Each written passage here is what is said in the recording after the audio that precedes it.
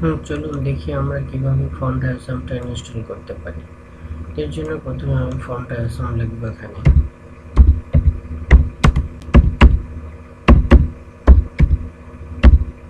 Font অ্যাসাম গুগলে search দিলাম, font অ্যাসাম .io এটির ভিতরে প্রবেশ করব।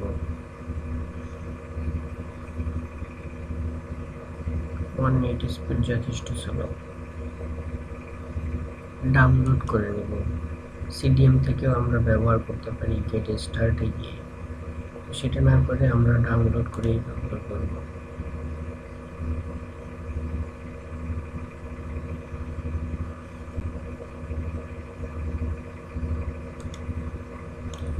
যাই হোক, আমার নেট স্পিড খুবই স্লো, ডাউনলোড হচ্ছে না। তো আমি ফন্ট অ্যাসাম অলরেডি ডাউনলোড করে লিখেছি, আমি সেখানে চলে যাচ্ছি। আমি সেখান থেকে আপনাদেরকে দেখাবো।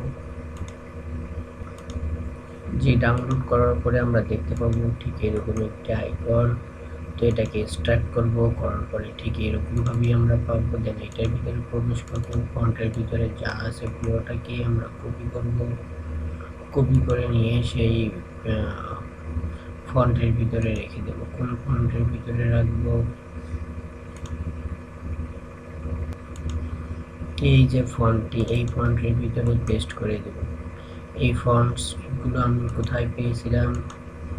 bootstrap.css। তো এখানে আমাদের দুই প্রকার ফন্ট চলে আসলো। bootstrap থেকে আসছে, আর একটা ফন্ট আসছে হচ্ছে ফন্ট অ্যাসাম থেকে, আর একটা ফন্ট আসছে প্রথমে যেটা আমরা ডাউনলোড করেছিলাম বয়লার প্লেট থেকে। তো এখন পর্যন্ত ফন্টস দেওয়া হয়েছে ফন্ট অ্যাসাম থেকে ফন্টসগুলো দেওয়া হয়েছে। এখন সিএসএসটাকে কল করতে হবে, সিএসএসটাকে দিয়ে দিতে হবে, এবং সিএসএস কল করলেই আমাদের ফন্ট অ্যাসামটা ইনস্টল করা কমপ্লিট হয়ে যাবে। তো সিএসএসটাকে কপি করে নিলাম। এখন আমরা এটাকে কল করব। কোথায় কল করব একটু খেয়াল করি। যেহেতু আমরা সিএসএস কে কপি করছি, সেহেতু আমরা এখানে সিএসএস ভিতরে এটাকে পেস্ট করে দেব।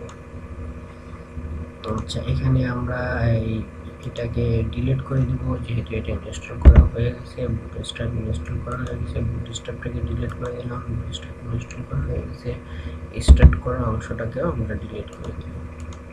ব্যাস, এখন এই অবস্থায় থাকবে। ওকে।